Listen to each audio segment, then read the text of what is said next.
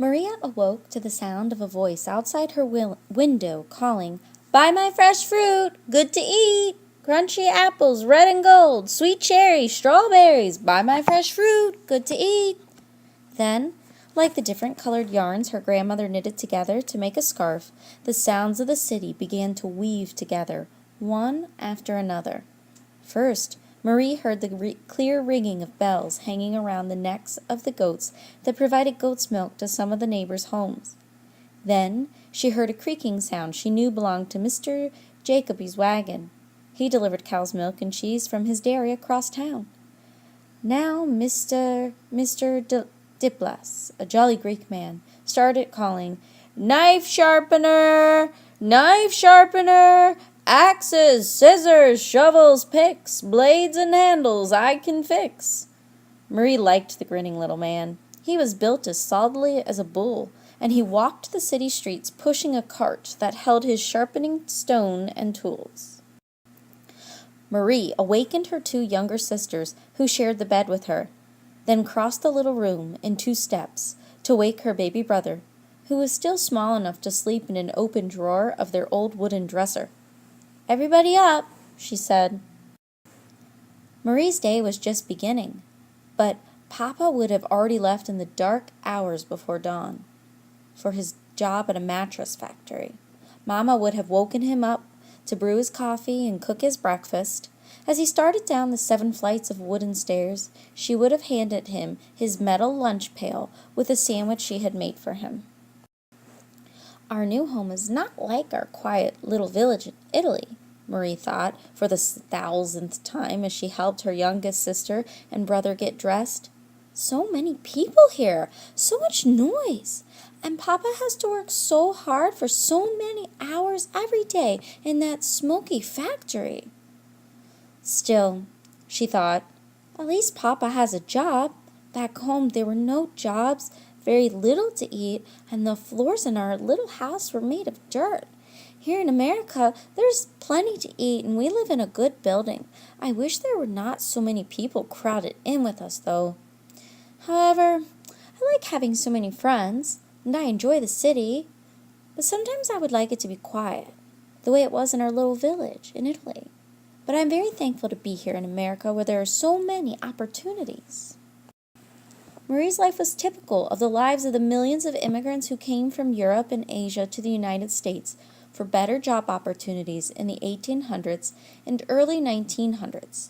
The largest wave or group of immigrants, 23 million people, came to the United States between 1880 and 1920.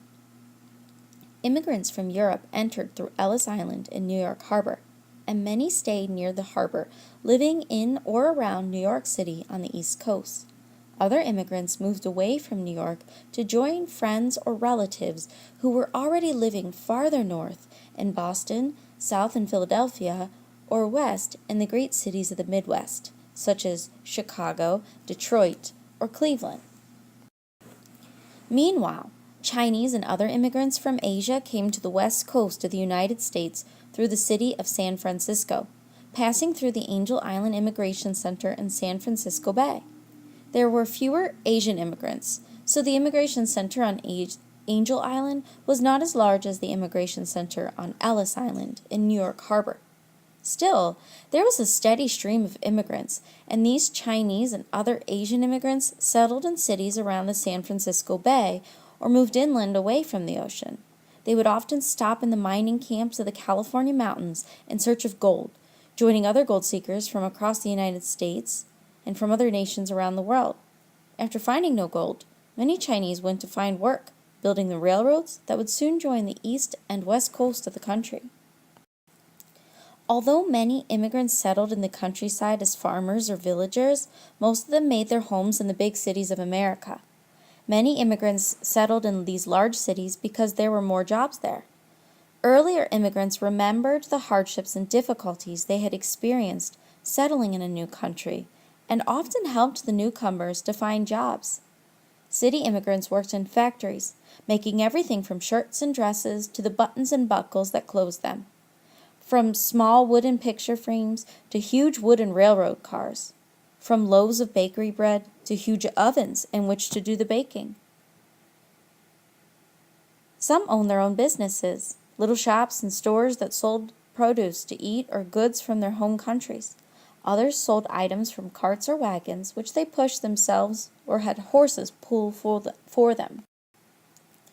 Wherever they came from, and wherever they settled, the newcomers found other immigrants who had brought with them the customs, the foods, and the languages of their home countries. Many immigrants who lived in the cities gathered in ethnic neighborhoods with other immigrants from their native countries. People would say, "That's Little Italy over there," or "This neighborhood is called Chinatown." Germans, Poles, Italians, the Irish, African Americans, European Jews, Japanese, Norwegians, and many other groups had what they thought of as their parts of town. They felt at home there. Cafes and restaurants served their traditional foods, made with old and familiar recipes. Crowded apartments were decorated with familiar items from home, and all around them they heard the languages from their homelands. By living close together, immigrants not only felt more at home, they were also able to support each other in finding jobs and learning English. Immigrants felt safer and more comfortable in these neighborhoods, but they would often have to travel outside their parts of town to work and live. Sometimes when they left their neighborhoods and met people from other places, they learned from one another and enjoyed it. Sometimes they met only unfriendliness or even hatred. Immigrants discovered that some people from outside their community could often be hostile toward them because they were different. Some Americans believed that immigrants were coming into their country and taking their jobs. However difficult their new lives in America could be, the lives of many immigrants improved when they moved to and settled in the United States. The longer immigrant families lived in the United States, the less hostility they felt. Over time, children of immigrants felt even less hostility, as did their children's children. And in time, they were accepted as Americans, just like everyone else.